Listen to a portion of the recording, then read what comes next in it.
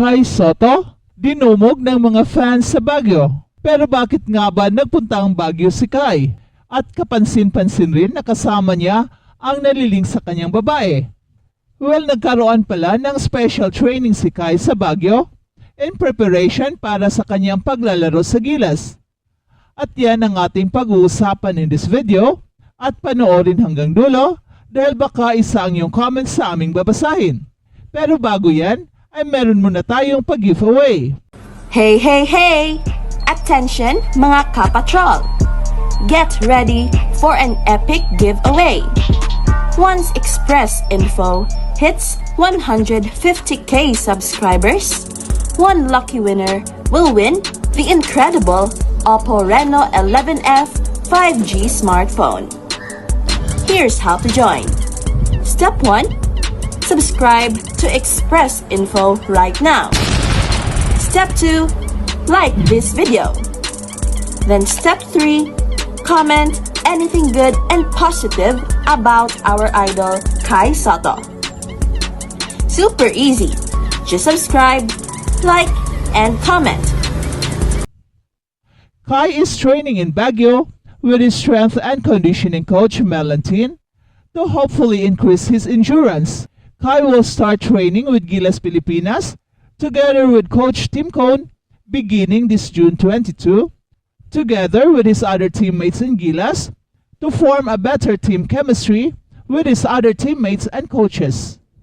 Obviously, ang Gilas ang first beneficiary sa lahat ng mga ginagawang training ni Kai at mukhang nag-level up na ng maigi ang kanyang training ngayon at inspired pa ang ating idol. Hopefully, hindi magiging hadlang ang love life ni Kai para sa katuparan ng kanyang ultimate dream of playing in the NBA. Well, next week ay magsama-sama muli ang mga Gilas players and it is expected na mangingibabaw ang skills and talent ni Kai and he will dominate during practices na nauna nang dinescribe ni Coach Tim Cone na sa practice raw nila ay walang hindi magagawa ni Kai. At ang kulang nilang ay ang lakas ng kanyang katawan, which is ito ngayon ang tinututukan ng kanyang strength and conditioning coach. And true enough, bumibigat na si Kai without losing his speed and quickness. Kai will surely improve a lot when he'll train with Gilas beginning this June 22. He has been practicing with Melantin, making him stronger than before because he has been lifting weights. And his newfound strength will surely make him dominate more once he enters the NBA. And according sa ating source, pagkatapos ng Olympic qualifying tournament, ay lilipad si Kai patungong US at doon maghahanap ng NBA teams and hopefully this time ay magiging successful na siya. At ito na ang hinihintay niyong shoutout mga kapatrol. Shoutout at RBR Tang. Kai should be careful about injury and should not be careless in going head-to-head contacts with other big men. Shout out at Narcissus Salao 3088. Go go Kai Sotto, go go! Ipakita mo ang galing ng Pinoy. God bless. Shout out at Ezekiel Helbuena 1883. Kahit sa ang team, basta makalaro si Kai sa NBA. Proudly the first Pinoy na makalaro sa NBA. Shout out at Buds Karinan 7080. Ready na si Idol Kaizu makipagbalyahan sa NBA. Oras na para maipakita sa buong mundo paano maglaro ang mga Pinoy henyong galawan. Shout out at Jose Cadano 8511. Iba na ngayon ang lakas ng ating idol Kai Sotto. Shout out at June Evangelista 7506. Galingan mo na ngayon Kai. Marami pahihirapan sa NBA. Shout out at Mr. Sports Highlights. Go for improvement Kai. Shine this Olympic qualifying tournament.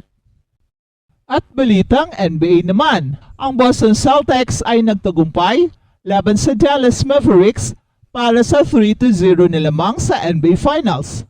Sina Jason Tatum at Jaylen Brown ay nagbahagi ng mahabang yakap matapos tulungan ang Boston Celtics na maiwasan ang pinakamalaking pagbagsak sa isang laro ng NBA Finals mula pa noong 1997. At ang reward, ang mga bituin ng Boston Celtics ay malapit nang sumama sa mahabang listahan ng mga kilalang pangalan na naglagay ng bandila sa itaas ng parquet floor sa kanilang home. Nakapuntos si Jason Tatum ng 31 points, habang merong 30 points naman si Jaylen Brown, at pinigilan ng Boston Celtics ang isang matinding rally ng Dallas Mavericks at nakuha ang 106-99 na panalo laban ng Mavs para sa 3-0 na kalamangan. Nagtala si Jaylen Brown ng 8 rebounds, 8 assists, habang pinalawak ng Boston Celtics ang kanilang record ng franchise na may ikasampung sunod-sunod na panalo sa playoffs at umakyat sa 7-0 on the road para sa postseason na to. At maaari nilang makuha ang serye at mabreak ang tie sa Lakers para sa pinakamaraming mga NBA championships sa pamamagitan ng isang panalong to kontra Dallas Mavericks. At maaaring kalimutan na ng Boston Celtics ang pagsasayang ng 21 points na kalamangan sa loob ng 11 minutes na lamang ang natitira sa laro. Not really trying to look too much on it. The game of basketball is about runs.